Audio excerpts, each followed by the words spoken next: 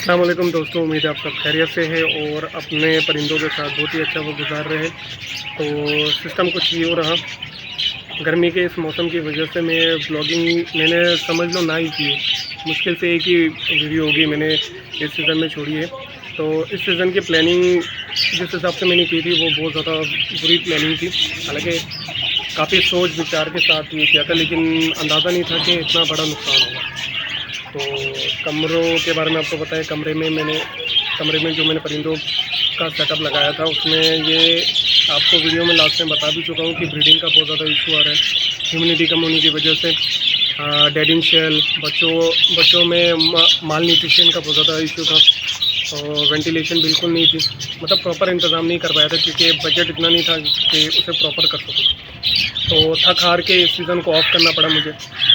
तो आखिरकार मैंने ऑफ कर दिया, नीचे वाले सेटअप को पूरा कम्प्लीटली ऑफ कर दिया।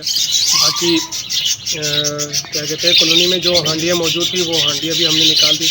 कुछ हमारे पास बच्चे हैं, उन बच्चों को हमने क्या किया, एक दो जोड़ों के साथ उनको हमने शिफ्ट कर दिया। बाकी कुछ एक दो करके बच्चे निकल रहे थे, उनको हम स्टॉक करते रहे। और काफ़ी महीने से यहीं पे हम सेल पे भी नहीं गए। मार्केट एक तरफ तो ये मसला है, ये सीज़न तो इतना ख़राब गया है, ऊपर से मार्केट का इतना बुरा हाल है। मार्केट में परिंदों की कीमत एकदम डाउनफॉल, एकदम समझ लें ज़मीन तक कीमतें हैं ना जो ज़मीन को छू रही है, इतनी बेकार चल रही है। बाकी जो अनाज वगैरह है, दाने वगैरह है, उनकी कीमत तो आपको अच्छी तरह पता है वो कहाँ तक पहुँची हुई है। कीमत बस ये है कि स्टेबल हो गई है कीमत, जैसे तैसे चला रहे हैं हम। ये कि इनका खर्चा भी उठाना मुश्किल हो गया, लेकिन बट हार तो नहीं मानना है।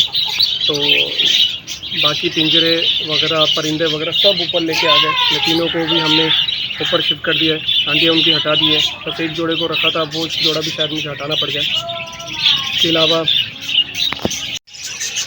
डब के जो बच्चे थे वो भी हम ऊपर लेके आ गए।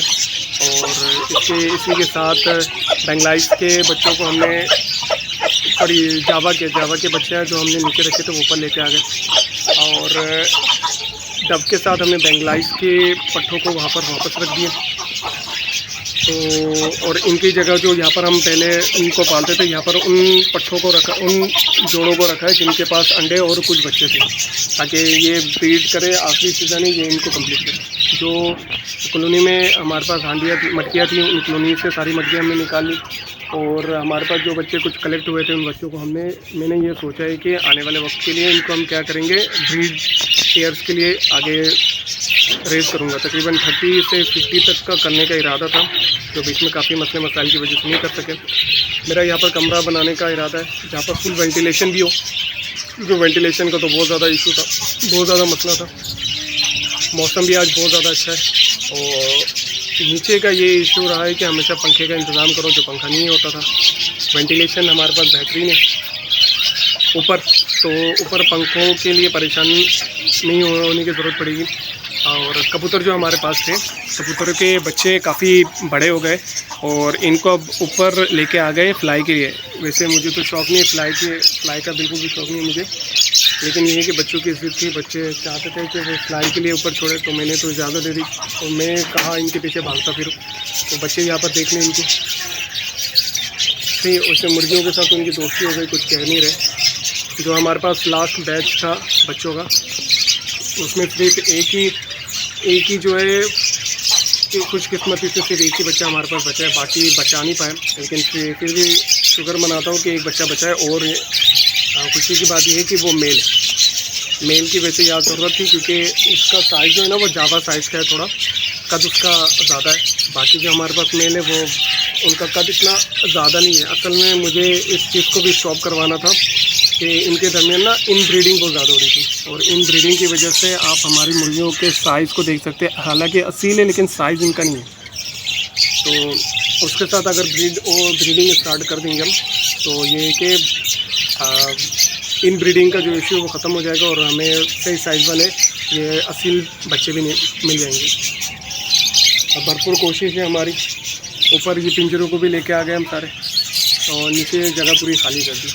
अब बस कोशिश करके थोड़ी बचत करके हम आगे ब्रीडिंग के लिए, ब्रीडिंग का सीज़न स्टार्ट होने से पहले हम बहुत ही अच्छे तरीके से मतलब स्टार्ट करना चाहते हैं ताकि फुल तैयार हो। बाकी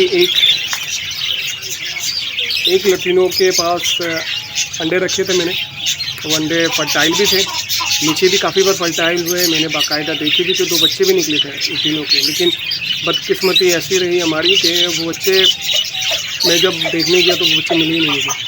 अब ये हो सकता है चूहों का फिर से हमला हो गया है, और 1-2 बच्चों का तो हमने अपने कॉलोनी में देखा कि उनकी टांगें खाई हुई थी, यानी वो किसी न किसी जगह से ना उन पर हमला कर रहे हैं वो चूहे। तो अब ये कि इसके लिए भी प्रिपेयर करना पड़ेगा।